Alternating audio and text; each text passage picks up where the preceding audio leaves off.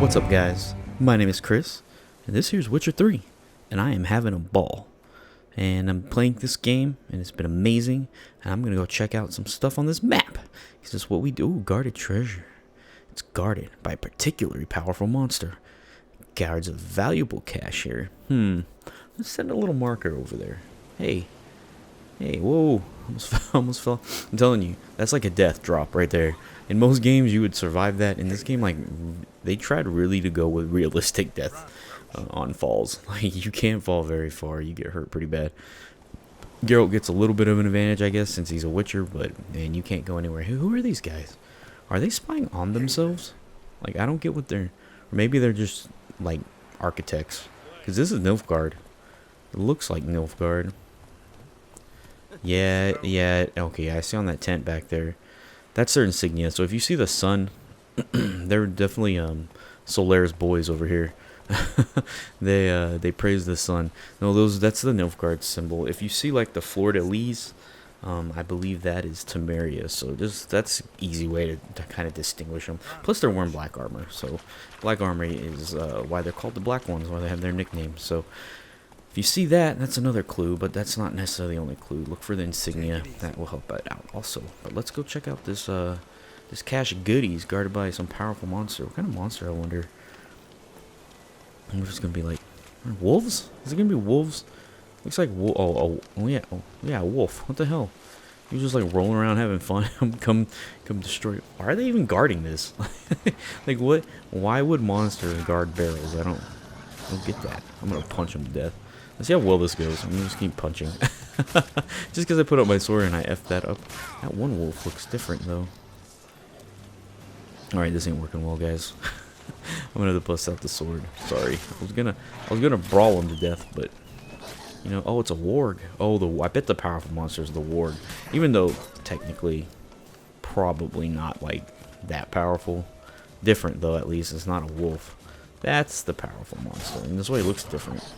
Interesting. I wonder if he was the discolored animal we saw earlier in the previous episode. Because that's what he kind of looks like. He's all weird looking. That's weird. Warg, wolf. I guess wargs are in this game wolf's leaders. They're the leader of the pack. You can only be an alpha male if you're a warg. Some of a viewer told me that you can blow up these poison parts with Igni. Thank you very much for the tip. I'm loving it. Glad some of y'all are teaching me how to play this game. I know a lot about the lore, and I've played the previous ones, but you know, I haven't had time to really just mess around with stuff like this. And I find it actually pretty cool that you can do that. You can definitely probably set up like traps and stuff, especially with those barrels. You see the barrel to the right over there next to the wagon. That one will blow up also. We saw some in the previous episode. I'm not gonna go run over there and point it out, but you can use those to set up traps. I guess this is the stuff he was guarding. Not just a bunch of good, looks like crafting material, or I guess you could say it's crafting material. I didn't see. I got some. I think a recipe. I wasn't paying attention because I was click happy with my X button right now, and I don't want to go in my inventory. I go into it enough looking at my map that. Nah, I don't want to keep going into it and checking stuff out unless I find something really good. Look at my sick-ass new saddle. Yeah, it's got a yellow border now. Instead of the crappy gray border or brown border or whatever it was. Let's see what happens when we head this way. Don't run through the poison. That shit actually hurts pretty bad. It's not there. Like, everything in this game is multiplied by 10 than in any other game. Like, any other game's like, there's poison clouds, and then you walk through it, and usually, like, maybe you get hurt or you get dizzy. I can't climb up there. Roach is like, no. That's a negative, Geralt. Yeah, but most games, like, you know, you walk through Poison Cloud. Okay, put it this way. You either walk through Poison Cloud and you die instantly, or you walk through it and, like, basically nothing really happens. So, in this game, like I said, the fall damage, the poison damage, everything is like, you know, I don't want to say realistic, but definitely take more damage from it. They want you to be more careful with your decisions, which makes me wonder on like higher difficulties if that damage is ramped up, which I'm betting it is in some way or form. I bet it is. And considering that you can't heal and meditate in the higher difficulties, it can be pretty tough. It seems like I haven't done it yet though. I haven't meditated to heal, but I need to remember that I can do that. I'm coming over here right now so I can check if I have One, I think I want to sell some stuff is what my motive is here. But I also want to, because I got that treasure in that last episode, this necklace right here. And I also got a teapot over there, but I can't sell that one for some reason. But we can also melt these down into objects. So let's see what silver ore is actually pretty good stuff. If you don't know that now. It's actually I don't want to say it's rare, but it's right now, especially at the beginning of the game, it's probably a pretty rare item. I wonder if I have any diagrams that actually can use it. That'll be something I'll check out here in a second. But yeah, silver ore is definitely worth it. So to me, to break that thing down to silver ore is a lot better than it is to actually just sell it outright, I believe. I try and remember, but I remember in Witcher 2, silver ore was not easy to come by. I'm trying to remember that. I may be wrong. I could possibly be wrong about that. But from what I remember it was a pain in the ass to find silver ore. You can find iron. Actually, ore in general, to me, was very hard to find in Witcher 2. Like, I just couldn't find it constantly. There were things you could do. I don't remember the mechanics 100% very well, to be truthful, right off the top of my head. But I do remember certain things were hard to find. So we got this that sword, and it takes 3 silver bars and a couple leather straps.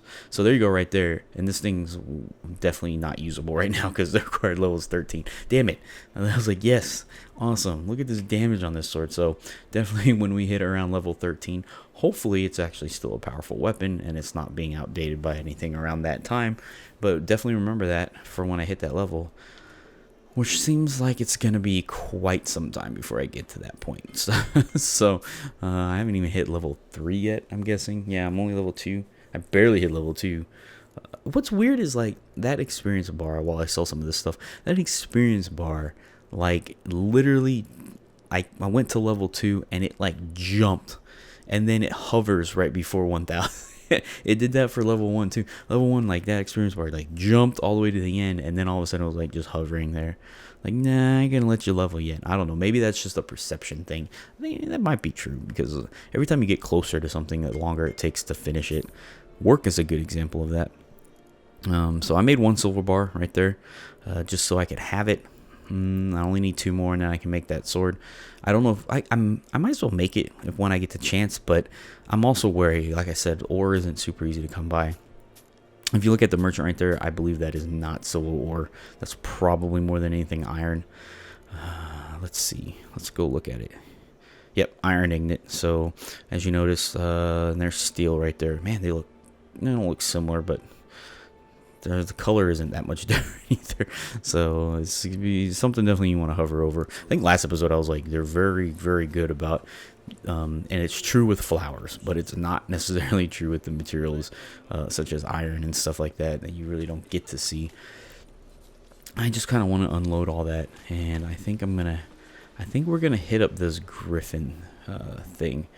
So I wanted to look at this real quick. I kept seeing this, so I guess there you go. I enhanced my armor. I guess that's pretty cool. I wonder if that used anything though. Strange. Let's see. What am I gonna do? Well, I'm here right now because I wanted to repair. But the question is, do I need to right now? I have 313 money. I'm just calling them money. I think they're orens is what they're actually called. But I'm just debating if I need to repair. I can repair all. I think everything on here I have equipped. I think they only put stuff on here you have equipped. So yeah, let's just do that. Might as well. I mean, just get it out of the back of our head. You know, we have everything repaired. It doesn't seem like things degrade super fast, but it does seem like something you want to keep your eyes on. Which is good. I mean, if you're going to put a degrade system in your game, I don't like degrade. I hate that. That's probably one of my most hated mechanics in any video game is when weapon and armor degrades. But if you're going to have it in there, make it so that I have to actually do it. Because I think maybe that's part of the reason why I don't like it is because a lot of games, they have this degrade system and then you like the whole game, you can practically run through it without ever having to repair anything. And then there's games where it's too much, like everything just breaks after a while. Zombie games are known for that, but that makes more sense than anything else. But there are some games out there where it's just like, Oh man, the degrade system is just ridiculous. In fact, like in World of Warcraft, I keep talking about MMO. Look at this right here. Look at this pile of humans. Oh, spread out. Hut, hut. We were huddling for a play or something. Anyways, oh, the little boy wasn't huddled. He was still playing with his bow and arrow. That was kind of funny. I remember that. That's a thing in all Witcher games, I believe. If you load like at the right time or in the right frame, there would be the villagers who aren't important, or I want to say necessarily important, but aren't placed in the village, will just like spread out from one singular point to make it look like they're going everywhere. So what's Vesemir talking to this guy about? Some field. Why is he talking to him about that? I guess maybe we'll find out. Look how sick this guy is. The more and more you talk to Vesemir, the more and more I actually like his character. He seems to be a pretty cool guy. Like I said, he is your father figure. He's the one that's kind of trained you. In this time and age, I don't think I've ever mentioned this yet, but Witchers are actually not being trained anymore. Except you saw at the beginning, I don't know if that was a dream or what with Ciri at the beginning, but Witchers aren't supposed to be getting trained anymore. The ones that you see around are the ones that just exist from the times when they were being trained.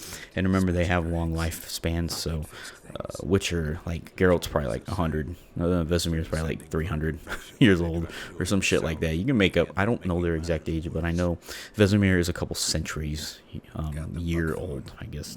Never had to say it like that before, but and it's because of their mutagens and being mutated and all that good stuff. And it's very interesting. They're kind of bloodline. They were created, I believe the reason why was for when they were settling this land. There was a lot of monsters, and to settle it, they needed someone that could deal with them. So the Witchers were created to do that. I believe that's why they were created, and now they don't need that as much, so they're usually just used as hired work. As you notice, you pay them, and they kind of go kill things for you because they're excellent at that one thing. But Geralt seems to be a little bit different than most Witchers, because most Witchers are just there to be bounty hunters, basically. Geralt seems to be kind of more of a hero figure in that aspect, but that's, again, how you play him. I've always played him like that, so that's kind of the image I get when I see him. But I think in the books, that's kind of the kind of guy he is. He's not necessarily, like, super heroic, but he's definitely a hero in the sense. This is basically going over alchemy again and teaching me how to make potions, which I kind of already knew. But it's going to force me, I guess, to make one here. This Thunderbolt increases attack power. That's not a bad potion. Like I said, in this game, you can make it easier on yourself just by creating things like this. You can definitely beat the game without creating things like this, but it will be a little bit more difficult. On this difficulty, I'm not 100% sure, but I know on harder difficulties, you want to use every ability you possibly have to win and have the edge in battle. It's just the way the game is made so that you can do that. And alchemy is one of those big components that I think a lot of people overlook, because you need materials, you need stuff to make it, and it takes time to do it, and people just want to beat the game, which is understandable. But if you make your life easier, make these potions. They will help you out tremendously. And if you're ever stuck on a battle, just remember that you always have this option, because I think I even do that. I think in Witcher 2 I did it a couple times where I got into fights. There was one, I still remember this fight. I think I talked about it earlier, where I was in a cave. Oh man, look at Vesemir go. Holy shit, dude. Usain Bolt over here. Jesus, dude. I can't even run that fast and long. Look at that's how badass he is. He's like the Yoda of Witchers. Holy cow. Wow. That guy's jetting. Oh, this is why I was asking about the field. So we have a place to fight this thing. But yeah. I think in like Witcher 2, there were a couple battles where I was just having the hardest time, and I was so stubborn because I was like, I can just do this with my sword. I can do this with my sword. Even though I wasn't thinking about it, I just kept doing it like that. And then finally I was like, why don't I use alchemy? And I completely forget sometimes that's even there as an option. So just remember that's always there. The minute I use alchemy, I like breeze through those fights. So just always remember, if you're having trouble, definitely brew some potions. If you're brewing potions and you're fighting, then I don't know, get some better weapons and armor, I guess, or just level up a little bit. That would be my next step. But definitely try the alchemy out first. That will save you some time. It's easier to, especially in this game, it looks like it's easier to build some potions than it is to level up. I will say though that the exploration is definitely worth it because you get those attribute points, which do help also. So there's a lot of options, and that's kind of what I think a lot of people like about this game, and especially Witcher 3, is so Nilfgaard's crossed the Pontar. Pontar is a river in the Northern Realms. It's a very important river. I forget which. I think Witcher 2 you go down it in some of the acts or something like that. But it's a very big, important river in the north. It's very famous for being, I think, like the river that. You know how cities are built on rivers, because that's how they get boats and stuff into them so they can be supplied, things like that, for trade. That's the word I'm looking for. I was talking a bunch of BS so I could get to the word trade. I couldn't remember. Yeah, merchants and stuff like that. So I think that's what the Pontar is for the north. I think I'm saying that right. It might be Pontar. Here we go. Griffin fight. It's kind of a climactic battle, I guess, for this first part of the game. They've kind of been building it up. Oh, thanks for the crossbow. That's interesting. I don't think he's ever had a... I can't remember too much about Witcher 2. I know, like I said, it's weird. I know the lore, some of the lore, and things like that, but when it comes to gameplay, like, I don't remember shit. I don't remember if you had a crossbow in the second game. I don't think you did. I don't remember ever using it if I did, so it wasn't very good if you did have one. I used my swords, like I said. Oh, this is so cool. Griffin's awesome looking. Watch out. Do it. This dude kind of looks like a harpy too, in a weird way. Just doesn't have the boobies that a harpy would. This is awesome. I'm enjoying it. Let's see what I can do. I just want to see him fly. Yeah, that's awesome. Oh shit. Take this guy out. So it reminds me a little bit of Dragon's Dogma, except I can't climb on him and beat him up. Oh shit, he flew away. This is more impressive than I thought it was gonna be. Actually, I figured he would fly, but I didn't think it was gonna be this cool. Oh shit, he's diving at me. This is actually pretty awesome. Even though I don't think it's gonna be too hard to fight. This stuff looks easy to dodge, and it's not very fast or unpredictable. So I just shot him with a bow. Got a critical hit that did like 0 damage. So right now, what I do, like I do with some fights, especially with these monsters in Witcher, because I don't want to die. For one, I don't remember the last time I saved, but two, I believe it was the end of the last episode, but I'm not 100% sure if I did. But the other thing is, you kind of want to see what his moves are. He just kind of seems like he flies around and flails. Man, that Igni did a lot. I wonder if it's because I have that that boost to it, but that did some damage, and it kind of stunned him a bit, so I could do more damage also on top of that. Awesome looking. This looks great. Nice try. Man, see, what I'm hoping for, I don't know why this reminded me of this, but this is what I kind of hope Final Fantasy 15 is like. Like, to be dead honest, like, if it's just like Witcher 3, I will be ecstatically happy and probably consider it being one of the better Final Fantasies that's been made in quite some time. So, I think I've said, I don't know if I said this before. I know I talk to my friends about it all the time, but, you know, if you've never played 14, and it's the MMO, yes, I know that. If you haven't played it, it probably has a better storyline since, like, 10. Like, I'm serious. A lot of people, I don't know, people like 12, 11, I couldn't tell you the storyline 11. That's another MMO of theirs, and I don't remember that storyline at all. I played that game, not very often, not very long, but I couldn't tell you what the storyline of that was. I don't remember. I remember them being beastmen. That's all I remember. Then 12 I didn't like. 13 I didn't like. Oh god, Lightning Returns. Jesus, Lightning. Lightning, good god, that game. It was cool looking. That's about all I can say about it. It's definitely not a bad game, but it could have been way better. It was too streamlined. It was basically one big tunnel through the whole game until you got to the end when it kind of opened up, but then they didn't give you like any reason to explore. Like, this game gives you a great reason to explore, but that one doesn't so much. And then I've played I got the stupid well, it wasn't that stupid, I guess, that Final Fantasy 0 or whatever, so I could get the demo for 15, and man, 15 is awesome. From that demo, it's pretty badass. So if 15 is anything kind of like this, I'll be happy, man. I'm gonna get on this guy. If I can talk a lot and I can beat you up, that means you're... Oh, look at that. That's cool. His mouth is all going ape shit. Badass. That was an awesome fight, guys. Awesome. Took him down. Not bad. Not bad. You flying piece of crap. And I love the art style because, you know, they could have made the Griffin look almighty and royal, but instead they went with, like, dirtbag monster. And I like it.